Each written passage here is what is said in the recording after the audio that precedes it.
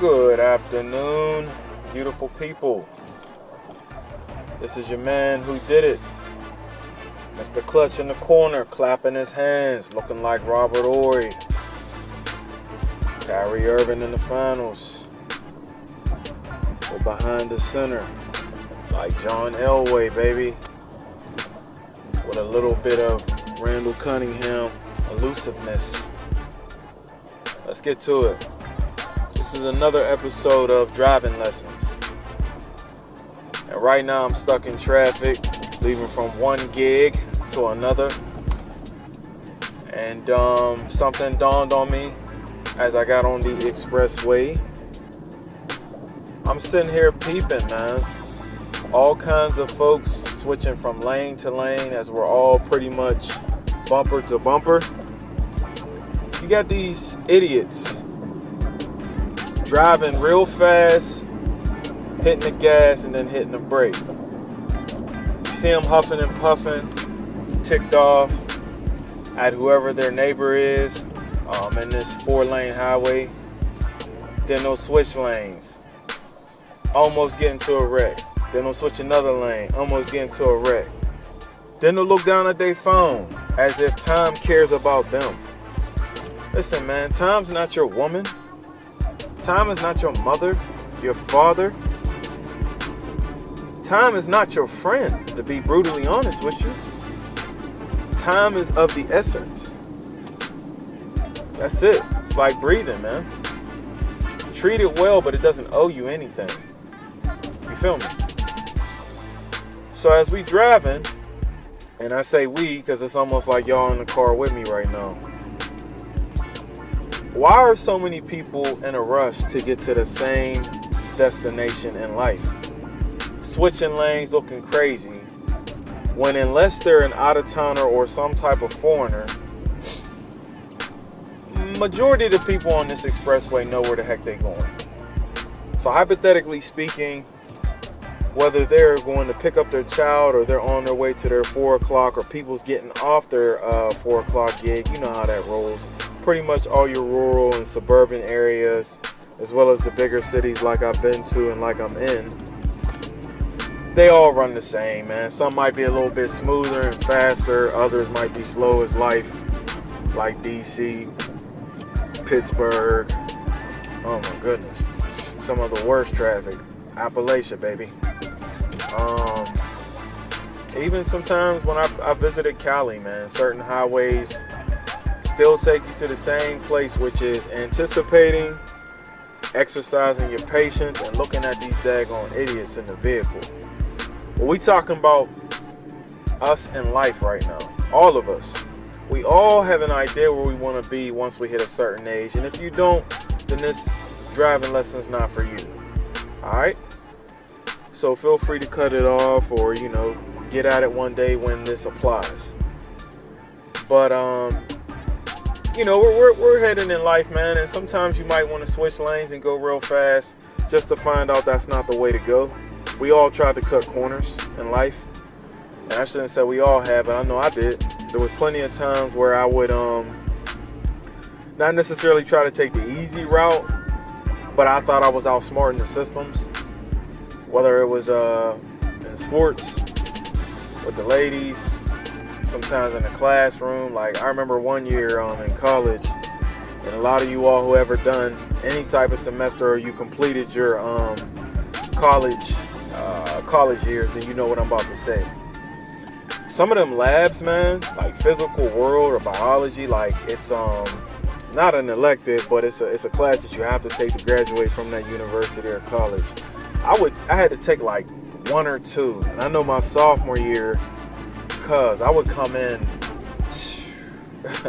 sometimes like 35 minutes to 40 minutes late to a 2-hour lab, and eventually I got checkmated. You know what I mean? What I mean by that is the professor had he asked me to come in during his office hours, and he pretty much told me, like, you're one of them athletes who really don't care about lab. And I was like, no, I really don't care about physical world. I love animals, but I don't think that zoology is in the deck of cards for me. Therefore, this physical world lab where we learn about kinetic force and all them other gases and stuff like that. This just ain't for me, man. It just wasn't for me. But I cut corners. I would sit by certain people that I know would let me look at their notes. Kids back in the day, notes were things that you wrote down, little short sentences to help you to understand the assignment or quiz or test or exam, to understand what the heck you was doing. So I would just like cut corners and be like, let me just see your notes. And I'm dipping, man. As soon as this fool turns his back. He knew I was leaving. But eventually it haunted me because there would be pop-up quizzes. And you know, that's just one prime example of me being in my youth. But the older I got, the more I realized that I'm going to have to stay on pace and keep my own physical vehicle in neutral, or at least pick a nice speed to get to my destination, which was graduation at the time. Man, I just wanted to graduate. Period. Not to think that I was better than anybody. I hated school since kindergarten, but you know what, man? I went to 2 schools, plus a JUCO, a junior college, so that's really 3 schools, man. And 4 years, and I still completed, man. Got into a couple fights, caused my parents a little bit of stress with the dumb stuff, but I still got to my destination. But yes, I tried to cut corners, and I almost, a couple times, lost myself. I wouldn't go as far as saying I almost lost my life, but I definitely lost a sense of who I was. And the reason why I'm yelling is because I'm going through a tunnel at the moment. Yeah, so I lost sense of who I was, man. Trying to be somebody that I wasn't. Dealing with injuries. I tore my ACL. Listening to punk assistant coaches tell me what to do. But I don't want to get off the subject of this driving lesson. So I just kept trying to switch lanes. Well, maybe if I go to this college, they'll offer me a different major. It'll be different looks at life. I was a little closer to home, but I was still looking for the same destination, man. So though I tried to speed up the process, I just kept finding myself hitting the brakes. Look, man, no matter what college I would have chose, I would have still had to find a speed for me that's healthy and comfortable, so that I don't blow out a gasket, man. You know what I mean? It's just like being on this road right now. You know, you get these people who switch lanes, y'all, and they going 90 miles an hour, and it's a 50, you know, the speed limit says 50 miles an hour, so they'll still go 90, and then what they don't realize is there's wear and tear on the vehicle. You feel me? But they don't care because they really believe that they got to get there on time. And if they really are having a problem with punctuality, then that's another issue. That's another topic for another time, man. But typically, I just see how people roll, man, the way they drive. And switching lanes like that sometimes is very dangerous for people who aren't in the car with you. Pardon me. You know, you got people who's picking up their children, man. They might have a newborn in the back. But do you think people really care, man? Nah, man. They're selfish. So while you're on the freeway or highway, or even like your little school zones, be mindful, man. You know, if you have to stop and start, try to find a healthy speed for you, man, that's comfortable. Same thing applies in life. You don't have to keep switching lanes, man, just to soothe somebody else. Your comfort level might be totally different than your counterpart. It shouldn't be that different if we're talking about male and female. She should be complimenting you and not competing with you. Okay? But switching lanes is only essential if you witness a level crossing, which would mean that you're really at an intersection. Or if you witness an accident. Or if you see a degenerate in one of these lanes where they're making your comfort level rise. You have to take caution. Well, the same thing applies in our everyday life, man. If someone's making you feel uncomfortable, they trying to make you go at their pace. And it can be something as small as, pick one, man. You got these two buffoons the other day debating.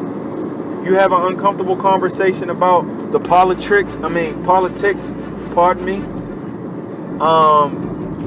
And y'all go back and forth, and you say, I'm done, and then they still they want to know why you won't choose a candidate, or you chose this one, or if you're right or left, or Democrat, or Republican, conservative, or liberal. And then it goes into a whole nother conversation. Hey man, slow down. Understand your surroundings. Just like you look in the rear view mirror, that's how you should be applying your life. That's why this is called driving lesson. Where's your rear view mirror? Hopefully in your brain, in your head, knowing where you came from. Some of y'all came from the trap. Some of y'all came from a life full of abuse, whether it was drug, physical, pick one. Some of y'all came from what would I say? You come from a well-off family. You came from not necessarily poverty, but the direct opposite. Your family might be well off financially, so you might have fell off. You know what I mean? People are taking big hits right now with this whole pandemic going on. So just understand your rear view, man. Every now and then you gotta look in the back to see where you came from and to see what's telling you. One of my favorite jersey numbers in college was in practice. I wore number 2. Number 1 is because I love Deion Sanders and Charles Woodson. Them was my favorite college players. And then the other reason why is because number 2 always reminds people, man, I'm always after you. I'm never satisfied. There's 2 sides of everything. For everything that's out here that's evil, man, trust me, every now and then we got to remind people there's still some good in the world. But yeah, this driving lesson is just strictly about changing lanes, y'all. Change lanes on these fools if you have to. But if someone's telling you to go faster, and it seems like you see the finish line, you see your destination, your beautiful home, you see your land spiritually, you see where you are supposed to be, metaphorically speaking, man, then don't let nobody get in the way of that. I'm just telling you, don't think that your time and your way is going to outdo the Creator. If you're behind the wheel, if you're driving this thing, meaning your life, I would hope your passenger, at least your passenger, is the Creator, man, the Lord. Hopefully He's guiding you and working with you in some way that you understand where you are supposed to be in the end. So, this is your man who did it. I thank you for your time. I thank you for another great episode of Driving Lessons. Please feel free, man. Give me some ideas. I don't mind positive critiques. And I also don't mind compliments, man. You all be wise, be strong, be cautious today. Be very cautious. All praises to the Most High. Thank you.